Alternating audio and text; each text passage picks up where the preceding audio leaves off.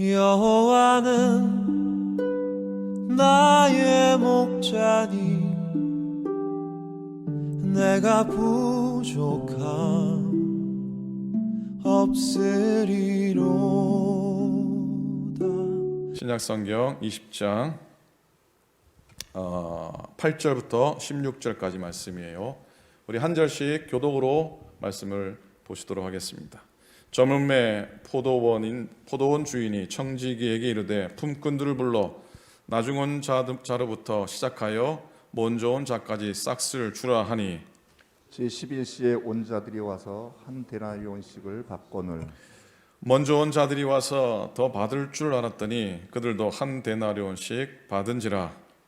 받은 후 집주인을 원망하여 이르되 나중 온 이 사람들은 1시간밖에 일하지 아니하였거늘 그들을 종일 수고하며 더위를 견딘 우리와 같게 하였나이까. 주인이 그 중에 한 사람에게 대답하여 이르되 친구여, 내가 네게 잘못한 것이 없노라. 내가 나와 한 데나리온의 약속을 하지 아니하였느냐. 내 것이나 가지고 가라. 나중 온 이 사람에게 너와 같이 주는 것이 내 뜻이니라. 내 것을 가지고 내 뜻대로 할 것이 아니냐. 내가 선함으로 내가 악하게 보느냐. 함께 읽습니다. 이와 같이 나중된 자로서 먼저 되고 먼저 된 자로서 나중되리라. 아멘. 아멘. 아멘.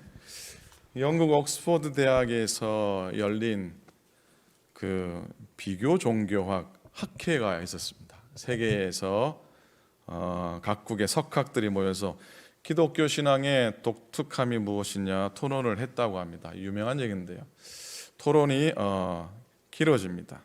그런데 그 당시 그 학교에서 교수님을 계셨던 C.S. 루이스, 금세기 최고의 기독교 변증가라고 하는 이 C.S.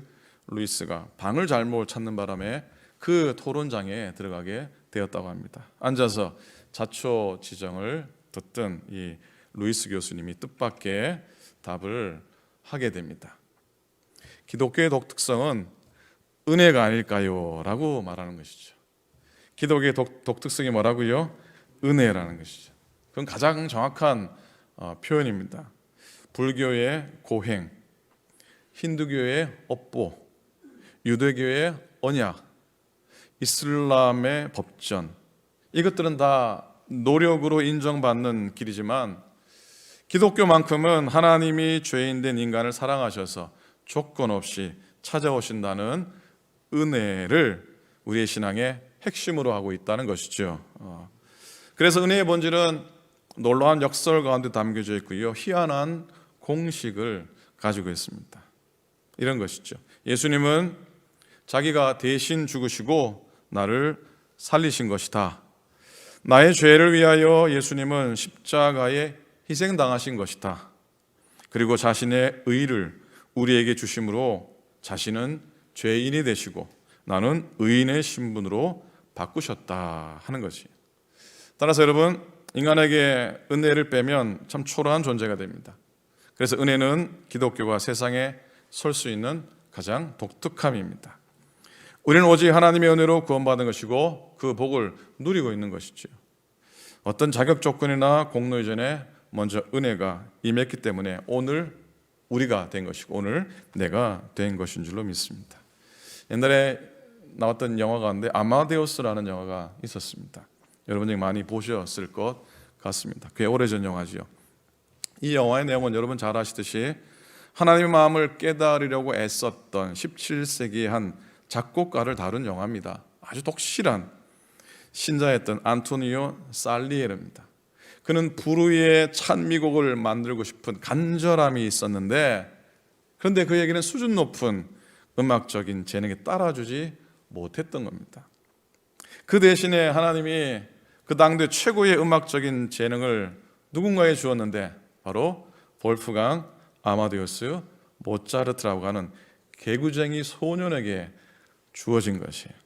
아직 사춘기도 지나지 않은 풋내기 어린애다가 성품과 인격 수준 또한 형편이 없는데 하나님은 모차르트에게 천재적인 음악성을 부여하신 것이, 어찌 보면 이게 은혜라고 하는 이야기입니다. 공교롭게도요, 모차르트의 중간 이름인 아마데우스, 이 말은 라틴어로 하나님께 사랑을 받은 자라는 뜻이에요. 그래요. 하나님이 사랑하시는 자에게는 모든 것이 은혜로 주어지는 줄로 믿습니다.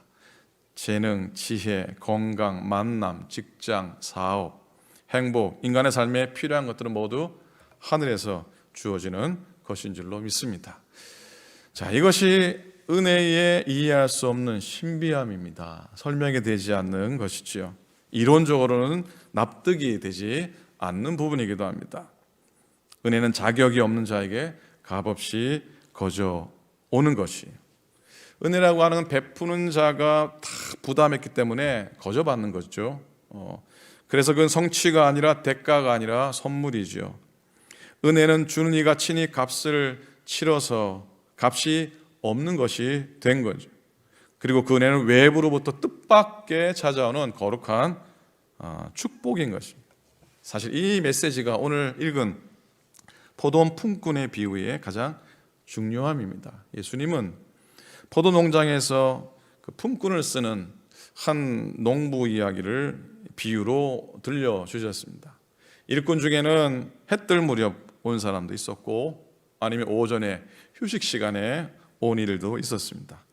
아니면 점심 나절에 또 오후 쉬는 시간에 일과가 거의 다 끝나기 1시간 전에 온 사람도 있었습니다. 본 8절을 오늘 읽기 시작했는데 그 8절은 저물매라고 하는 표현으로 시작이 됩니다. 저물매. 일꾼이 더 이상 필요 없는 시간입니다. 사실 이건 역설적인 표현이죠. 오직 주인의 자비하심을 강조하는 건데요. 그리고 이 비유 속에 있는 또 다른 역설은 우리가 너무 잘 아는, 일과가 끝난 다음에 하루 임금을 지급할 때 모든 사람이 어떻게 받습니까? 모든 사람이 똑같은 품삯을 받았다고 하는 이야기입니다. 예수님께서 베푸시는 전적인 은혜를 분명히 선포하고 있는 것이고요. 그래서 15절에 보니까 주인의 이야기죠. 내 것을 가지고 내 것 갖고 내 거 가지고 내 뜻대로 할 것이 아니냐, 내가 선함으로 너희들이 나를 악하게 보느냐라고 하는 선언입니다. 이 말씀 속에 보는 하나님이 생각하시는 공평의 기준은 우리의 관점과는 참 많이 다릅니다. 하나님은 전적으로 그분의 사랑하고 그분의 자비를 기초해서 우리에게 베푸시는 것이에요. 이게 본래 이 비유 가운데서 우리에게 가르치고자 하시는 하나님의 주님의 뜻이고, 그건 바로 은혜라고 하는 것. 은혜란 품삯처럼 계산할 수 있는 게 아니다. 자, 그리고 은혜는 1등이냐 꼴찌냐 먼저 왔냐 나중 왔냐를 따지는 것이 아니다. 그래서 오늘 말씀의 제목처럼 은혜는 뭐가 아니다. 은혜는 산수가 아니다. 은혜란 하나님의 선물로 받는 것이지 노력의 대가로 얻는 것이 아니라고 하는 말씀입니다. 그런 의미에서 여러분도 마찬가지겠지만은 저도 그런 은혜를 많이 입은 사람 중에 하나입니다. 제가 좋은 교회에 목회할 때 한국에서 UC 데이비스의 교환 교수님들이 많이 오셨어요. 그래서 그 중에 저희 교회 출석하신 분이 좀 계셨는데, 그 교수님들 중에는 처음 예수 믿고 처음 그 교회를 다니신 분들도 계셨습니다. 교회를 생전 처음 오신 교수님이 한 번은 저보고 그러세요. 목사님은 너무 좋으시겠대요. 그럼 제가 뭐라고 답하겠습니까?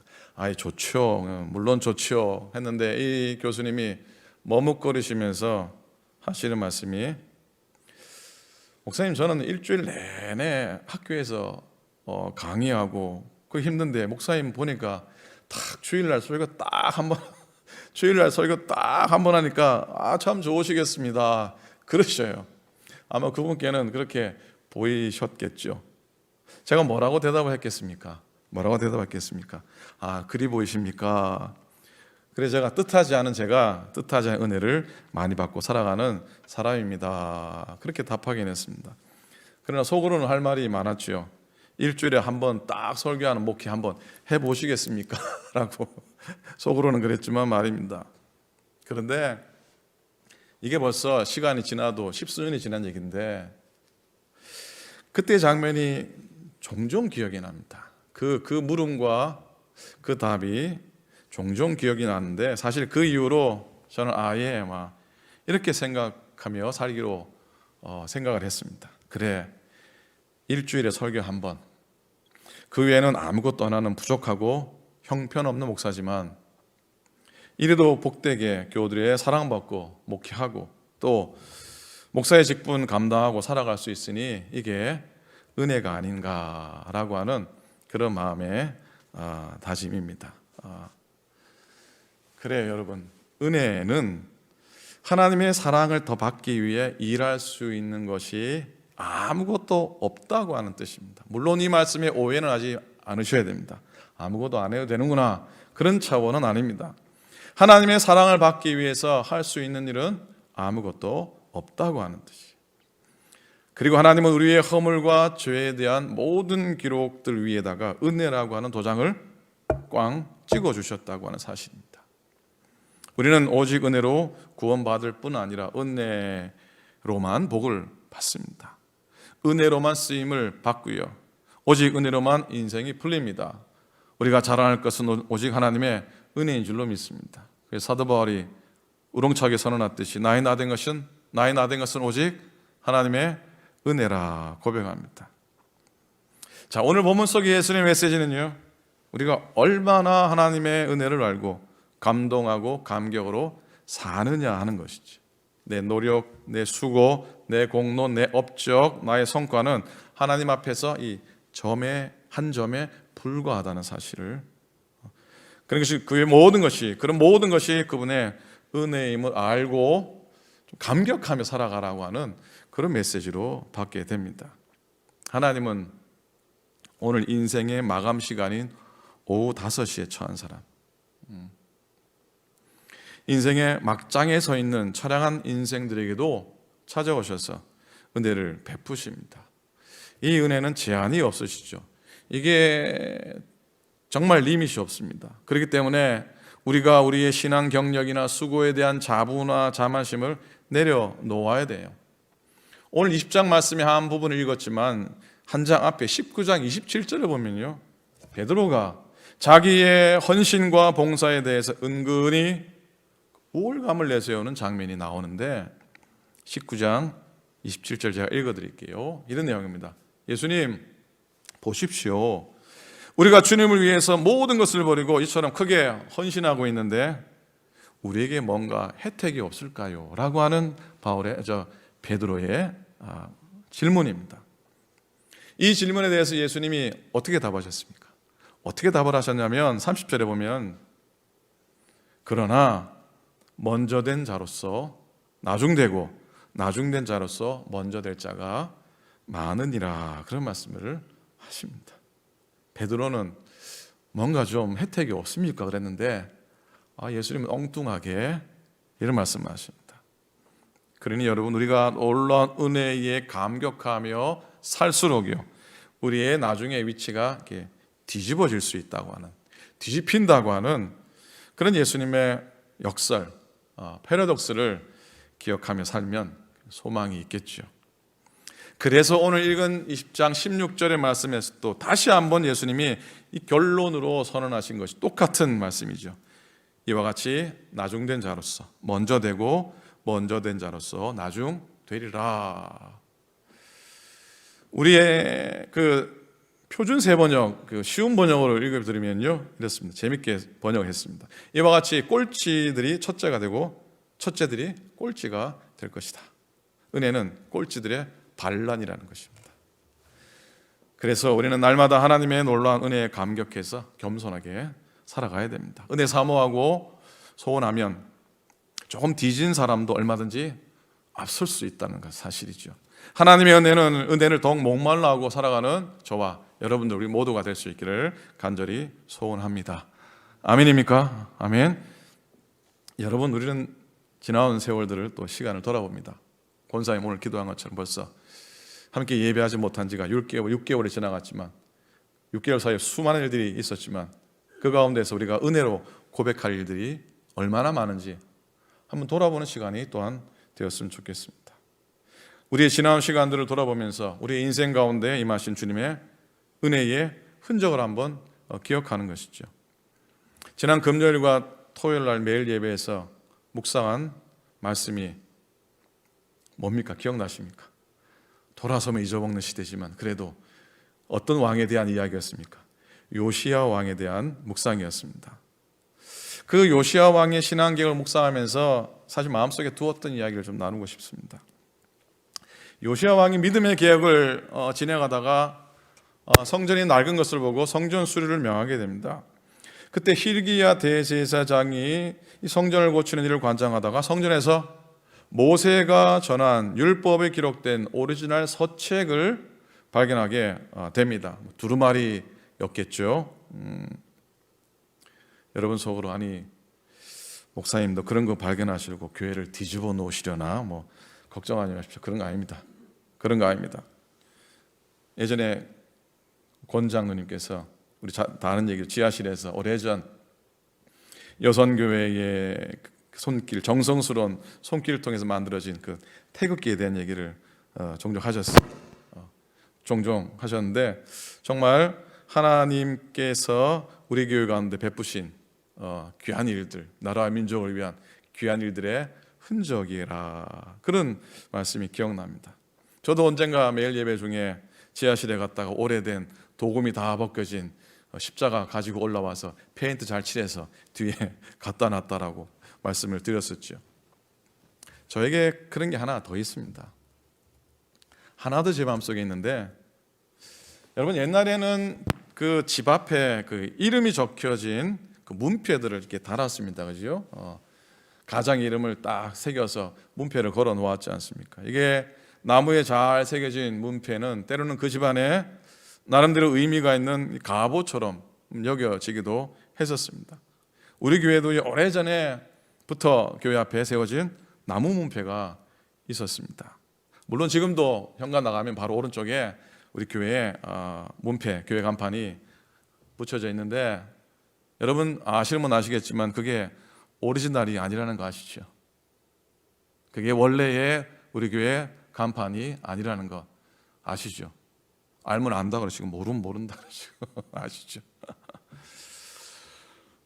40년은 좋게 된 원래의 것이라면 그렇죠. 없어질 수도 있지 않습니까?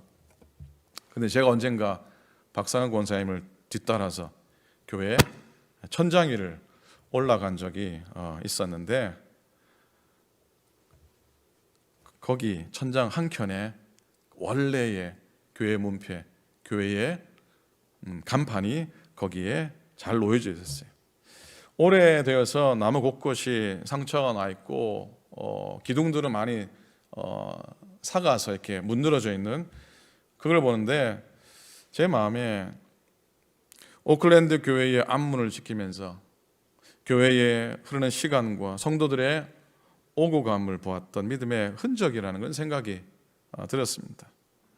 또 마음 한켠에는 아린 마음이 들었습니다. 저걸 그냥 저기 둘 게 아닌데 라고 하는 그런 생각입니다.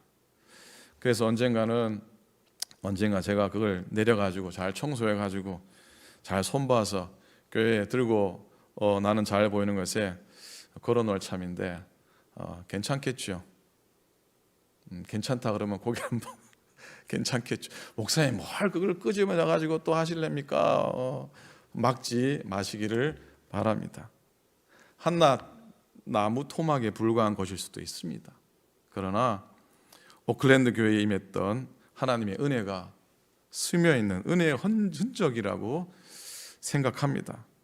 역사적인 가치 뭐 그런 거 아닙니다. 그런 차원이 아니고요. 비록 교회 이름 간판에 불과하지만 은혜의 유산이라는 생각을 해봅니다. 우리 교회 지나온 시간을 묵묵히 지켜보았던 교회 문패, 은혜 아니면 이렇게 설 수 없었던 오클랜드 교회의 작은 문지기 역할을 했던 거 아닙니까 사실. 하나님의 은혜의 손길을 느낄 수 있는 믿음의 선배들의 흔적들이 담겨진 것이라 하는 생각입니다. 자, 여러분 오늘 말씀의 제목은 은혜는 산수가 아닙니다 그랬습니다. 이 문구는요 그 미국의 아주 유명한 그 복음주의 작가죠. 여러분 잘 아실 거예요. 필립 얀시가 쓴 놀라운 하나님의 은혜라는 책에 기록된 표현입니다. 그분이 은혜에 대한 고백하는 인상적인 고백입니다. 은혜는 산수가 아니다. 사실 우리들 중에 자기 공로대로, 즉 세상의 공식대로 대가를 받는 사람은 아무도 없습니다. 따지고 보면 하나님이 요구하시는 완전한 삶을 살아내는 사람도 없고 그 근처에도 가본 사람이 한 사람도 없기 때문입니다. 진짜로 공평한 기준대로 한다면 우리는 바깥 어두운 데에 쫓겨서 거기서 슬피 울며 일을 갈 거라는 생각을 해보게 됩니다. 여러분, 은혜의 네 가지 법칙이 있습니다. 첫째는요, 은혜의 법칙은, 잘 들어보세요. 은혜의 법칙은 첫째, 내게 이익이 되는 법칙입니다. 이게 뭐냐면 내가 일한 만큼 받는 것이 아니라 우리에게 필요한 대로 받는 것이라는 것이에요. 이해되십니까? 내가 일한 대로 받는 게 아니라 필요한 대로 받는 거. 얼마나 좋습니까? 이런 직장이 있다면 제가 그냥 거기 한번 가볼 참입니다. 둘째로요, 은혜의 두 번째 법칙은 첫 번째와 반대로 내게 손해가 되는 은혜 법칙이에요. 즉 내가 베푸는 은혜를 얘기합니다. 자기는 손해를 보면서도 남을 유익하게 하는 법칙. 그러니까요, 은혜의 법칙은 내가 이익을 볼 때가 있지만 은혜의 법칙으로 내가 손해를 볼 때도 있다고 하는 말씀이죠. 세 번째 은혜의 법칙은 자기는 심고 타인으로 추수하게 하는 은혜의 법칙입니다. 우리가 때로는 억울한 마음이 듭니다. 내가 이만큼 했는데 라고 하는 마음이 드는데 사실 내가 못 받으면요, 남이 받습니다. 타인을 위해 자기를 심는 은혜의 원칙을 놓치기 때문입니다. 세상 사람은 자기를 위해 자기를 심습니다. 그러나 성도들은 타인을 위해 자기를 심습니다. 마지막 은혜의 네 번째 법칙은요, 궁극적으로 내가 죽어서 다른 사람을 살리는 은혜의 법칙입니다. 한 알의 밀알이 땅에 떨어져 죽는 법칙입니다. 그래서 우리가 헛되이 죽은 것 같고, 야, 세상에 내가 삼키워지는 것 아닌가라고 생각할 때도 있습니다. 그런 위기 가운데 있기도 하죠. 오늘 사실 그런 느낌을 많이 봅니다. 그러나 여러분, 이 세상에 삼키워지는 게 아니라 이 세상에 심기워지는 것이라는 사실을 우리가 기억해야 돼요. 그래서 때가 되면 하나님은 심기워진 우리를 통해 거두실 겁니다. 결국에는 누룩이 반죽을 다 변화시키듯이 한 알의 밀알이 100배의 결실을 맺듯이 다 변화시킬 거예요. 이게 예수님의 십자가의 은혜의 법칙이에요. 이 네 법칙은 한결같이 다 세상의 상식하고 산수의 공식과는 거리가 먼 법칙들입니다. 그렇지 않습니까? 그죠? 사실 산수와 거리가 먼 이런 은혜의 공식 때문에 우리들이 오후 5시 인생의 마감 시간 해질녘에 부름받았다고 해도 먼저 온 자와 같이 삭스를 받는 은혜를 누리는 줄로 믿습니다. 문제 해결의 비결은 의외로 가까운 데 있습니다. 은혜를 구하는 겁니다. 왜냐하면요, 문제를 스스로 해결하려고 하면 문제가 더 꼬입니다. 그러나 은혜를 받으면 그 문제도 쉽게 해결되는 법이기 때문이죠. 여러분, 은혜가 있으면요, 문제가 해결되기보다도 해결되기 전에 이미 해소가 돼서 소멸되어 버린다는 사실을 좀 기억했으면 좋겠어요. 저희 아버님이 생전에 종종 저한테 그러셨어요. 야야, 어렵고 힘들면 교인들에게 기도 부탁하고 기도원에 올라가서 금식 기도하고 오느라 그럽니다. 그럼 순종하는 마음으로 제가 다녀오면요, 꼭 이런 분이 있습니다. 목사님께서 금식한다고 기도원을 가셔서 저도 금식하면서 기도했습니다. 약간 좀 아부성 발언같이 느껴지지만 그분의 진심을 발견하면 정말 황송하게 이를 데가 없습니다. 감사의 감격입니다. 그런 분의 섬김 때문에 저의 문제는 해결이 아니라 해소되는 거예요. 해소되는 은혜를 경험하게 됩니다. 찬송가 216장 4절 가사가 생각납니다. 무슨 찬송인지 아십니까? 만 가지 은혜를 받았으니 내 평생 슬프나 즐거우나. 다 같이 합니다. 이 몸을 온전히 주님께 바쳐서 주님만 위하여, 주님만 위하여 늘 살겠네. 아멘. 어제 설교를 마무리하면서요, 좀 힘들었습니다. 왜 힘들었는가 생각해 봤더니 은혜를 너무 설명하려고 해서 좀 힘들었습니다. 설명하느라고 정리도 하고 목사 말씀을 하고 있지만 제일 마지막에는 은혜는 설명하는 게 아니라 고백하는 거라 그랬어. 고백이 돼야 된다라는 생각이 들어서 좀 좁고요. 은혜는 산수가 아니라 설명이 되는 것이다. 은혜는 단지 설명되는 게 아니다. 은혜는 고백되는 것이다. 은혜는 절망이라고 적고 희망이라고 읽는 것이고, 은혜는 하나도 없는데 모든 것을 가졌노라고 고백하는 것이다. 은혜는 나의 약한 아픔 속에서 내 은혜가 너에게 족하다 하시는 주님의 음성을 듣는 것이고, 은혜는 나의 인생의 가시를 자랑 삼아 말하는 것이다.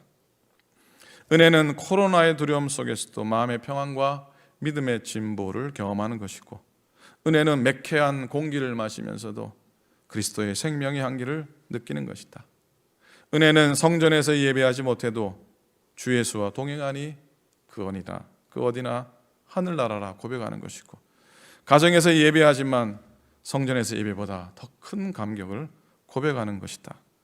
은혜는 오후 5시 인생이지만 풀페이를 받는 삶을 누리는 것이고, 은혜는 오래된 교회 간판 속에서도 지난 시간 믿음의 흔적들을 발견하는 것이다.